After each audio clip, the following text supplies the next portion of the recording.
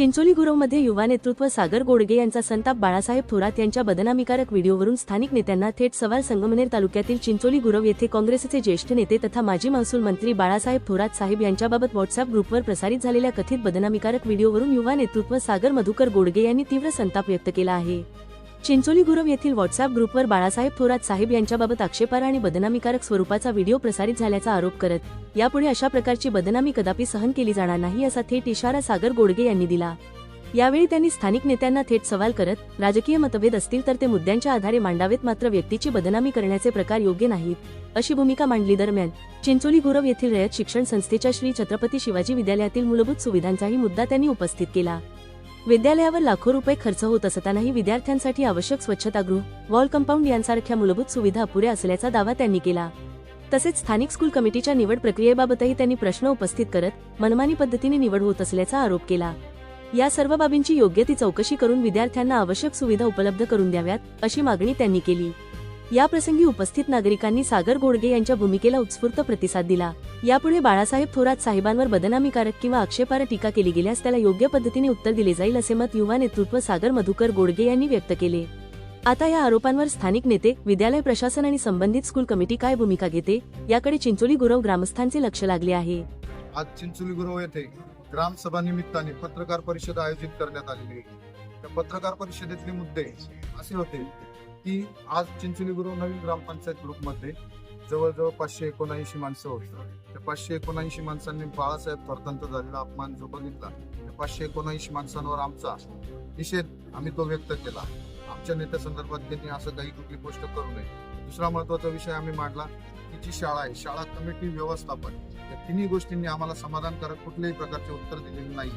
त्या शाळेकडे आलेली रक्कम, जमा झालेली रक्कम, रयत शिक्षण संस्थेने दिलेली रक्कम, या सगळ्या गोष्टींचा पाठपुरावा आम्ही करण्यापेक्षा त्यांनी गावासमोर यावे। त्यांना 1 महिन्याची मुदत दिलेली आहे। शिक्षक संख्या, शाळेतल्या मुतारी, इतर सुविधा या सर्व त्यांनी आम्ही आमची व्यथा या पत्रकार बंधूंच्या माध्यमातून मांडलेले आहे। अनेक रस्ते जे गावात रखडलेले ते रस्ते कागदपत्र व इतर माध्यमातून त्या रस्त्यांचा पाठपुरावा करण्यासाठी आम्हाला विलासांना जे काही ग्रामपंचायतीचे सरपंच आहेत त्यांनी सुद्धा आम्हाला पाठबळ दिलेला आहे। त्यांनी सांगितल्याप्रमाणे आम्ही त्यांच्या मार्गदर्शनाखाली बाळासाहेब लोकनेते बाळासाहेब थोरात यांच्या मार्गदर्शनाखाली ते असेल योग्य दिशा धरून आणि पुन्हा बाळासाहेब थोरात यांच्याविषयी कुठल्याही प्रकारची घाण कमेंट, घाण चर्चा, कुठल्याही विषयाला आम्ही आमचं गाव, संपूर्ण गाव कुठल्याही मोहाला बळी न पडता आम्ही बाळासाहेब थोरात लोकनेते यांनी जी कामं केलेली आहेत त्या कामांचा विसर न पडून देता आम्ही पुढेही त्यांच्या मार्गदर्शनाखाली काम करू आणि इथून पुढेही त्यांच्यासाठी लढू।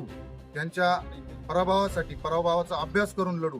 पराभव जो झाला हा आम्ही सांगतो लोकांनी केला नाही। जे साहेबांचे जुने नेते आहेत त्या नेत्यांनीच साहेबांचा पराभव केलेला आहे।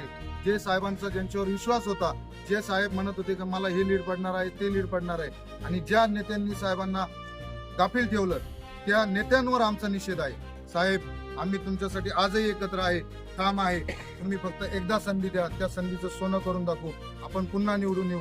भविष्यात विजय तुमचाच आहे, मुख्यमंत्री तुम्हीच आहे। तुमच्या हाताने आम्ही ती आईच्यासाठी किंवा आमच्या बहिणींसाठी जी असेल ती पेन्शन आम्ही लागू करून देऊ। 1500 रुपये जे काही मिळणार आहेत ते तुमच्या हाताने आम्ही घेऊ। आज जी काही ग्रामसभा, जी काही पत्रकार परिषद झाली, अवधानाने काही जर शब्द शिकले असतील तर त्यासाठी आम्ही पत्रकार बंधू, ग्रामस्थ सर्वांची आम्ही आज माफी मागतो। हा पत्रकार परिषद घेणे म्हणजे कोणाचा मन दुखवणे हा हेतू नव्हता आमचा। ही फक्त गावाला जाग आली पाहिजे, समाजाला जाग आली पाहिजे की काय घडते समाजात हे त्यांना दिसलं पाहिजे, हे त्यांना समजलं पाहिजे, यासाठी ही ग्रामसभा होती। धन्यवाद। आज योगायोगाने आमची ग्रामसभा होती। आजची ग्रामसभा शासकीय नियमानुसार 16 वित्त आयोग संदर्भात चर्चा करण्यासाठी आम्ही ग्रामसभा बोलवतो। योगायोगानं गावातल्या तरुण कार्यकर्त्यांनी काही विषय असतील म्हणून पत्रकार बांधवांना बोलवतो। पत्रकार बांधवांना बोलवल्यानंतर जे त्यांचे विषय होते ते त्यांनी मांडले। पहिला विषय होता का व्हॉट्सअप ग्रुप। तर व्हॉट्सअप ग्रुपचा सगळ्यांनी सांगितलं व्हॉट्सअप ग्रुप चालू करू। कुणी कोणता नेता असो, तर देशाचा पंतप्रधान असो, महाराष्ट्राचे मुख्यमंत्री असो, आपल्या तालुक्याचे माजी आमदार असो, सध्याचे आमदार असो किंवा ग्रामपंचायत पद आता आमच्यावर येतात, आम्ही काम करून त्याच्यामुळे आम्ही ते शक्यतो जर व्हॉट्सअप ग्रुप पाहिले तर काम करायला मूड राहत नाही।